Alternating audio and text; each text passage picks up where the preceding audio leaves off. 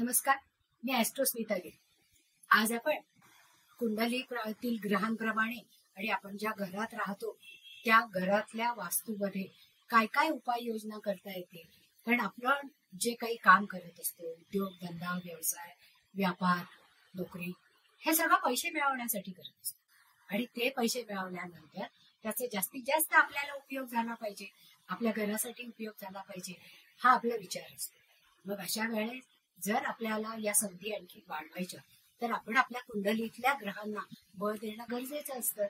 तर आज आपण लग्नाप्रमाणे ज्या कुंडलीमध्ये कन्या लग्न आहे त्या कुंडलीच्या लोकांनी काय काय उपाययोजना करायला पाहिजे याचा आपण विचार इथे करणार आहोत. आता कुंडलीमध्ये 12 घरं असतात. त्यातलं सगळ्यात पहिलं घर जे असतं ते लग्न घर असतं आणि त्या लग्न घरापासून अँटी क्लॉकवाईज 12 घरं ही फिरलेली असतात. आता जेव्हा कन्या लग्न आपण म्हणतो तेव्हा कन्या लग्न म्हणजे कन्या रास.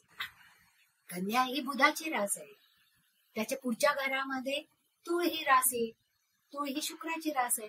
त्याच्या पुढच्या घरामध्ये वृश्चिक रास आहे. ती मंगळाची रास आहे.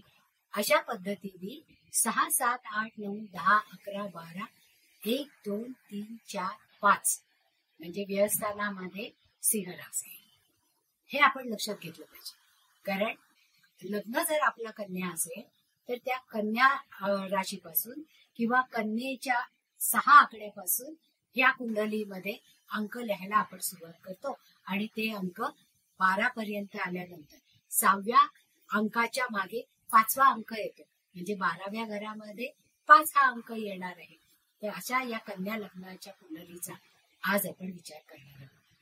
पैसा आपल्याला मिळतो म्हणजे आपण जे कष्ट करतो, नोकरी करतो, उद्योगधंदा करतो त्यातून मिळतो. मग तो कुठल्या कुठल्या स्थानांवरनं आपण विचार करायचा तर द्वितीय स्थान. द्वितीय स्थान हे धनस्थान आहे. आता कन्या लग्नाचं द्वितीय स्थान म्हणजे तूळ राशी. मग तूळ राशीचा स्वामी शुक्र आहे. म्हणजे शुक्र ग्रह मिळाला की नाही. आणि धनस्थान हे धन त्रिकोणाचं शीर्षस्थान आहे.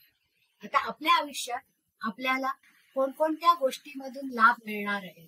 कारण आपण हे सगळे जे उद्योग व्यवसाय धंदा हे सगळं करत असतो त्यातून आपल्याला जे काही लाभ मिळतात ते लाभ कुठल्या कुठल्या स्थानातून मिळतात याचा विचार करतो. तर कन्या लग्नाच्या कुंडलीमध्ये लाभस्थानामध्ये म्हणजे 11व्या स्थानामध्ये कर्क राशी.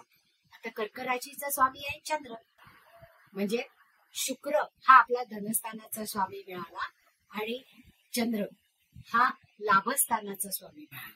म्हणजे चंद्र आणि शुक्र यांना बळ देणं गरजेचं आहे.